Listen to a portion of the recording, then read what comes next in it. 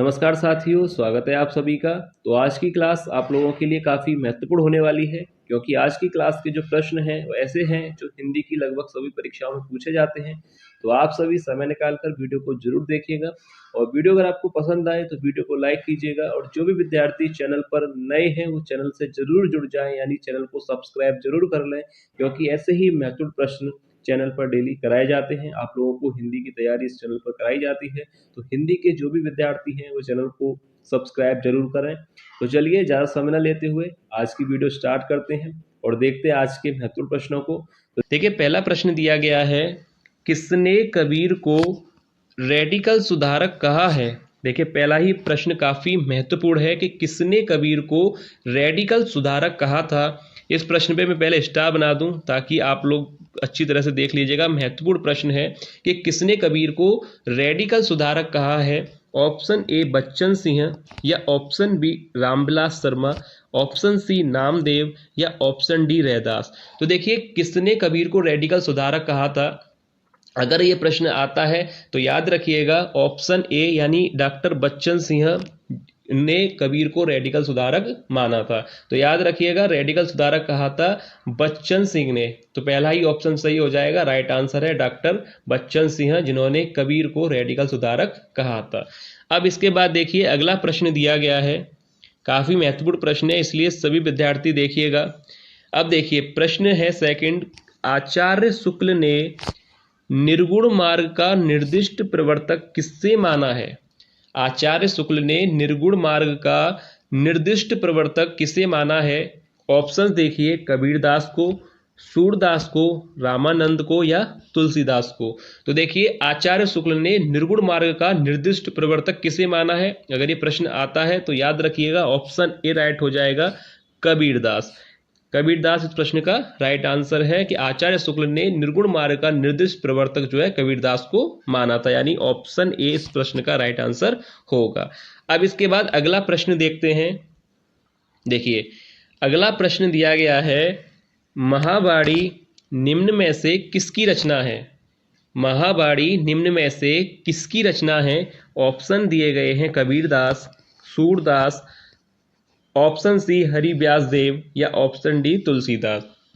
तो देखिए, महावाणी निम्न में से किसकी रचना है। चार ऑप्शन है, राइट आंसर हो जाएगा ऑप्शन सी, यानी हरि व्यास देव ने महावाणी की जो है रचना की थी। याद रखिएगा ऑप्शन सी इस प्रश्न का राइट आंसर होगा। अब देखिए, इसके बाद अगला प्रश्न दिया गया है। देखिए, अगला प्रश्न दिया गया है, मधुमालती के नायक का नाम है। मधुमालती के नायक का नाम है। Option A Manohar, option B Madhav, या ऑप्शन सी रत्नसेन, या ऑप्शन डी ऋतुपूर्ण। तो देखिए, मधुमालती के नायक का नाम है, याद रखिएगा ऑप्शन ए सही हो जाएगा, मनोहर। अब देखिए, इसके बाद अगला प्रश्न देखते हैं। देखिए, काफी महत्वपूर्ण प्रश्न लिए गए हैं, इसलिए आप लोग वीडियो जरूर देखिए और एंड तक देखिएगा, किसी भी प्रश्न को स्किप मत कीजिएगा। देखिए, प्रश्न दिया गया है, कौन सी रचना शेरशाह सूरी के समय रची गई थी। कौन सी रचना है जो शेरशाह सूरी के समय रची गई थी। ऑप्शन ए चंद्रायन, मृगावती, पद्मावत, या मधुमालती। तो देखिए, कौन सी रचना है जो शेरशाह सूरी के शासनकाल के दौरान रची गई थी, यानी ऑप्शन सी पद्मावत, जो कि मलिक मोहम्मद जायसी की रचना है। याद रखिएगा, मलिक मोहम्मद जायसी जो इसके रचनाकार हैं पद्मावत के। अब इसके बाद देखिए, अगला प्रश्न देखते हैं। देखिए, प्रश्न दिया गया है, गीत गोविंद की रचना किसने की थी। गीत गोविंद की रचना किसने की थी। Option A Jaydev, option B Vidyapati, या ऑप्शन सी सूरदास, या ऑप्शन डी तुलसीदास। तो देखिए, गीत गोविंद की रचना किसने की थी, जो याद रखिएगा ऑप्शन ए राइट हो जाएगा, जयदेव। गीत गोविंद की रचनाकार हैं जयदेव, याद रखिएगा। अब देखिए, अगला प्रश्न देखते हैं। देखिए, अगला प्रश्न दिया गया है। देखिए, प्रश्न है कि पुष्टि मार्ग के प्रवर्तक थे। देखिए, कितना अच्छा प्रश्न है। पुष्टि मार्ग के प्रवर्तक थे। ऑप्शन ए हरिदास, या option B Ballabh, option C Nimbark, या ऑप्शन डी विष्णु स्वामी। पुष्टि मार्ग के प्रवर्तक कौन थे, अगर ये प्रश्न आता है तो याद रखिएगा पुष्टि मार्ग के जो प्रवर्तक थे वल्लभाचार्य, यानी ऑप्शन बी सही हो जाएगा, बल्लभ, यानी बल्लभ लिखा है, वल्लभाचार्य एक ही बात है। तो याद रखिए पुष्टि मार्ग के प्रवर्तक थे, यहाँ पर हो जाएगा option B right answer Vallabhacharya यानी वल्लभ। अब देखिए इसके बाद अगला प्रश्न दिया गया है, देखिए अगला प्रश्न है कहरनामा के रचनाकार हैं, कहरनामा के रचनाकार हैं option A Jayasi, option B Qutban, option C Manjhan या ऑप्शन डी कोई नहीं।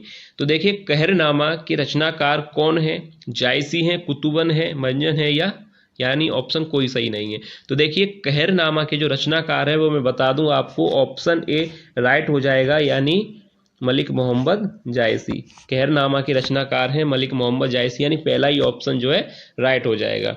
अब इसके बाद देखिए अगला प्रश्न देखते हैं, देखिए अगला प्रश्न दिया गया है भक्तमाल के रचनाकार हैं, भक्तमाल के रचनाकार हैं option A Kumbhan Das, option B Navadas, option C Narayan Das या ऑप्शन डी कृष्णदास। तो देखिए भक्तमाल के रचनाकार कौन है, भक्तमाल के रचनाकार कौन है, कुंभन दास, नावादास, नारायण दास या कृष्णदास। तो भक्तमाल के रचनाकार हैं ऑप्शन बी राइट हो जाएगा नावादास। याद रखिएगा भक्तमाल के रचनाकार हैं नावादास यानी ऑप्शन बी इस प्रश्न का राइट आंसर होगा। अब देखिए इसके बाद अगला प्रश्न देखते हैं, देखिए प्रश्न दिया गया है कि वैराग्य संदीपनी किस कवि की रचना है। देखिए इस पे पहले तो मैं स्टार बना दूं, एग्जाम के लिए काफ़ी अच्छा प्रश्न है, आ सकता है। प्रश्न है कि वैराग्य संदीपनी किस कवि की रचना है, यानी तुलसीदास की है, कबीरदास की है, वियोगी हरि या रैदास। तो वैराग्य संदीपनी किस कवि की रचना है, अगर ये प्रश्न आपसे एग्जाम में पूछा जाए, सरल प्रश्न है, याद रखिएगा ऑप्शन ए यानी गोस्वामी तुलसीदास इस प्रश्न का राइट आंसर है, यानी तुलसीदास की रचना है वैराग्य संदीपनी। याद रखिएगा अच्छा प्रश्न है, एग्जाम में आपसे पूछा जा सकता है।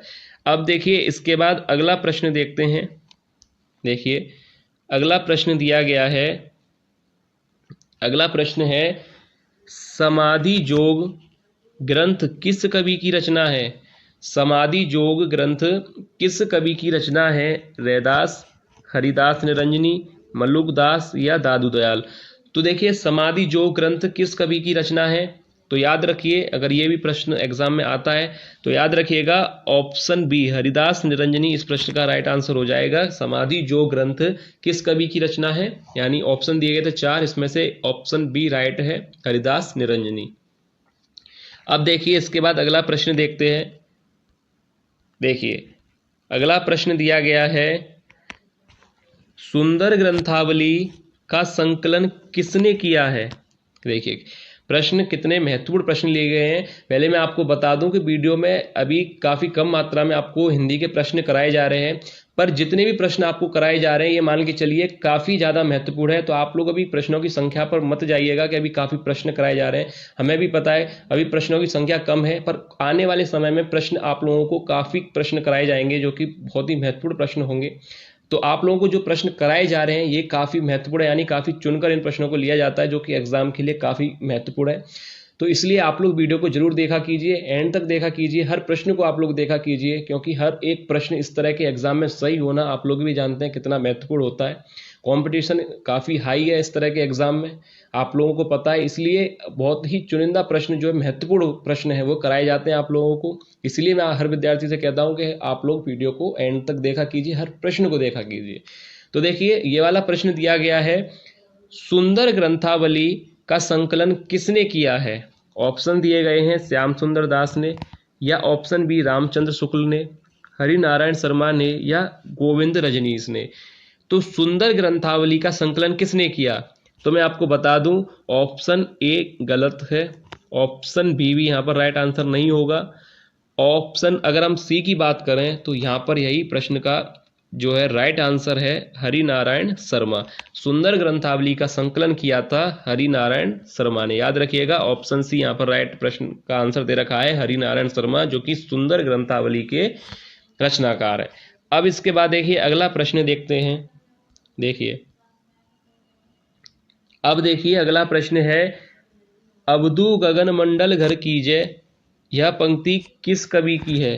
देखिए प्रश्न कितना महत्वपूर्ण है, पंक्ति दी गई है कि अवधू गगन मंडल घर कीजय, यह पंक्ति किस कवि की है? ऑप्शन ए गुरु नानक की, यानी गोरखनाथ, कबीरदास या रैदास। यानी ये जो पंक्ति के रचनाकार अवधू गगन मंडल घर कीजय, तो याद रखिएगा इस पंक्ति के जो रचनाकार हैं मैं आपको बता दूं, ऑप्शन सी कबीरदास।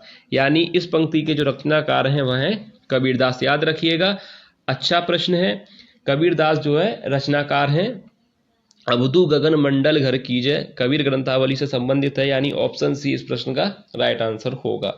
अब इसके बाद देखिए अगला प्रश्न देखते हैं। देखिए अगला प्रश्न दिया गया है कि दादू